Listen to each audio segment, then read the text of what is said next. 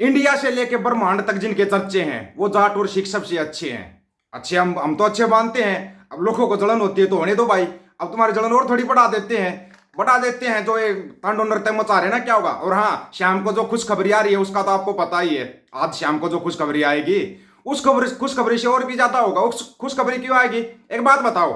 ठीक है, विनेश फोगाट को डिस्क्वाली कर दिया गया, डिस्क्वाली कर दिया गया था। विनेश फोगाट डिस्क्वाली होगी भाई, वो नहीं खेल पाएगी फाइनल में। लेकिन जापान वाली सुसाकी को रैपिड चेंज ब्रॉन्ज मेडल किस आधार पर खिलाया और जितवाया गया? किस आधार पर खिलाया गया और जितवाया गया? जबकि रूल क्या है, ओलंपिक का रूल क्या है? जो खिलाड़ी फाइनल में पहुंचती है और खेलती है, उससे जो खिलाड़ी फर्स्ट में हारती है वो खेल लेगी ब्रॉन्ज मेडल के लिए। फिर ब्रॉन्ज मेडल के लिए सुसाकी कैसे खेल ली अगर वो डिस्क्वाली होगी? वो तो खेल नहीं सकती, विनेश फोगाट तो खेल नहीं सकती। सुसाकी को कैसे खिलवाया गया?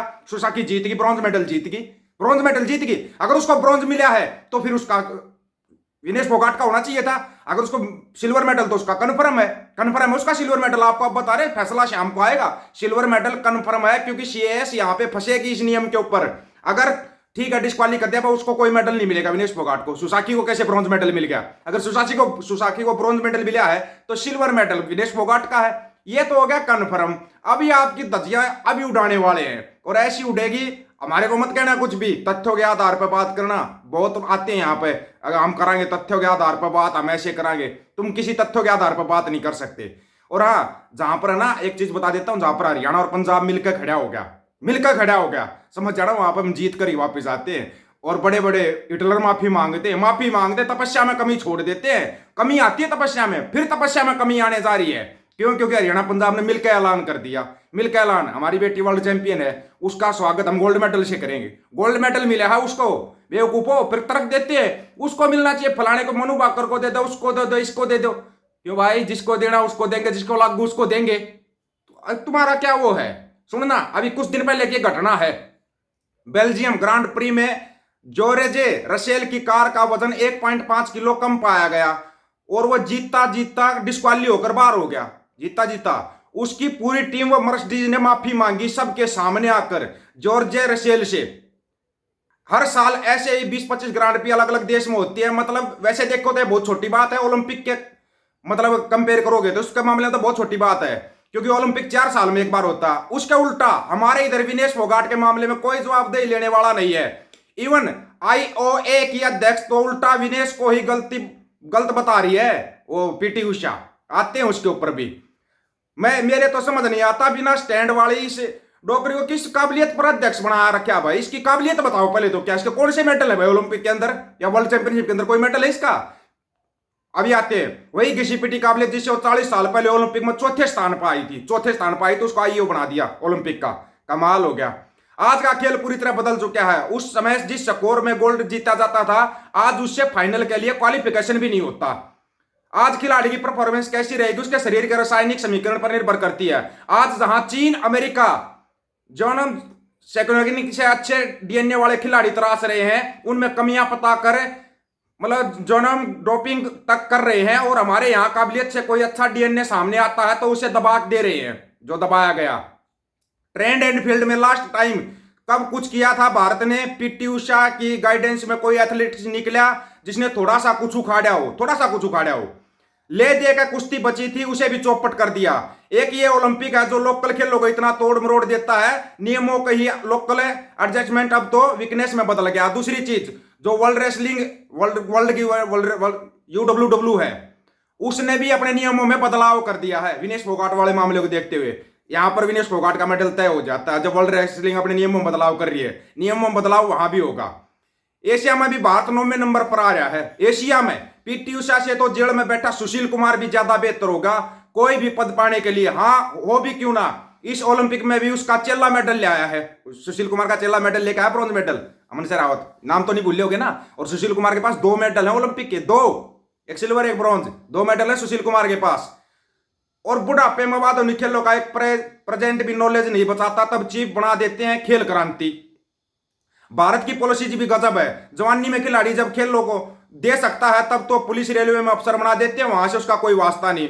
आज के खेल बहुत बदल गए हैं। सुबह से शाम ट्रेनिंग की कहानियों में कुछ नहीं रखा, अब शरीर के हर पार्ट्स की उनका इम्प्रूवमेंट एक रोबोट बनाने की तरह निकल चुके हैं। पीटी उषा जब खेल के आई तब किसी को पता नहीं था पैर में कौन सी मसल्स होती हैं। आज 21 उसेन बोल्ट जैसे एथलेटिक्स इंडिविजुअल मसल्स पर काम कर रहे हैं ताकि उनको एडवांटेज मिल सके। अब आती है बात, चाइना की तरह हमें भी पॉलिसीज बनानी होगी, जिससे पहले तो ये आइडेंटिफाई करा जाए कि हमें कौन से खेलों को प्रायोरिटी देनी चाहिए, किस खेल से में किस टाइप का या शरीर का बॉडी का स्ट्रक्चर जरूरी है, उस हिसाब से उसका फोकस एरिया हो। दूसरी बात, मनु भाकर 2 मेडल जीत का बड़ी खुशी की बात है। आते ही कोल्ड ड्रिंक्स की ऐड कर रही है, कोल्ड ड्रिंक्स की ऐड कर रही है। क्या कोल्ड ड्रिंक्स पी के मेडल जीत के ले आई है? ये क्या बता रहे युवाओं को? आप क्या शिक्षा दे रहे हो? क्या शिक्षा दे रहे हो आप युवाओं को? दूसरी बात, प्रभजोत सिंह को बोलेगा कि आप नौकरी कीजिए हरियाणा के अंदर, हरियाणा सरकार ने बोला कि आप नौकरी कीजिए। प्रभजोत सिंह ने मना कर दिया, नहीं नौकरी नहीं, मैं अपने गेम पर फोकस करना चाहता हूं ताकि मैं गोल्ड लेके आ सकूं ओलंपिक में। ये होते हैं सच्चे खिलाड़ी। बताया था ना, सिख ऐसे ही नहीं दुनिया में आगे बढ़ते, सिख है ना अपना फोकस रखते हैं, फोकस, तब वो आगे बढ़ते हैं। अभी तो रुको थोड़ा और रह था, उसे भी बता देते हैं। हमें उसी टाइप के लड़के आइडेंटिफाई करने चाहिए। हमारे यहाँ बजट होता है लेकिन उसे जिम जाते हैं, खेलों में अलग पदों पर बैठे लोग, ना कोई टारगेट ना कोई विजन। अब हर एक गेम के अंदर जाके देखो खेलों के ऊपर बड़े पदों पर कौन बैठा हुआ है। हमारी पॉलिसीज पूरे देश में खेल करवा दो, खेलो इंडिया और खिलाड़ी निकल आएंगे, ये बकवासबाजी ड्रामेबाजी चलती है। पहले आइडेंटिफाई करो कौन कौन से खेल में मैं खेलना हूं, उन पर रिसर्च करवाओ, किस खेल में कैसे शारीरिक बनावट एडवांटेज रखती है। चाहे तो अंदर कंट्रीज के जीनोम एनर्जी डाटा को ओवरव्यू ले लो, साथ ही पास्ट में उस खेल से निकले खिलाड़ियों में क्या कॉमन रहा उस पर काम करो। उस हिसाब से स्टेट वाइज हर खेल का हब बनाओ, तब जाके खेलों में मेडल मिलेंगे। नहीं तो 150 करोड़ की आबादी एक गोल्ड मेडल के लिए तरस जाती है, एक गोल्ड मेडल के लिए खेलने वाले। एक तरफ जॉन अब्राहम बोलता है चाहे मेरे करोड़ों रुपए लग जाए, मैं अपने देश के अंदर रोनाल्डो और मेसी तैयार करना चाहता हूं। क्यों? हरनूर सिंह, पंजाब का हरनूर सिंह फुटबॉल एक मैच देखा था, कनाडा वाले ले गए उसको, उनको पता था, उनको स्किल का पता था, स्किल देखी हुई लड़के के अंदर स्किल है, उसको ले गए पंजाब वाले को। क्या वो इंडिया में नहीं रह सकता था? क्या बात, जॉन अब्राहम को पता नहीं था क्या कोई हरनूर सिंह है पंजाब के अंदर ऐसा खेल लिया है कि उसको कनाडा वाले लेकर चले गए। अब वो कनाडा की फुटबॉल टीम में खेलेगा, कल को वही हरनूर सिंह जब वर्ल्ड चैंपियन बन जाएगा फुटबॉल में, दुनिया का सबसे ज्यादा देखा जाने वाला गेम फुटबॉल है, फुटबॉल में वर्ल्ड चैंपियन बन जाएगा ना, तब अपनी रिश्तेदारी निकालना, हरनूर सिंह भाई पंजाब का, हमारे इंडिया का फलाना, फिर इंडिया में हो जाएगा पंजाब। लेकिन अगर पंजाब हक मांगेगा तो इंडिया से बाहर।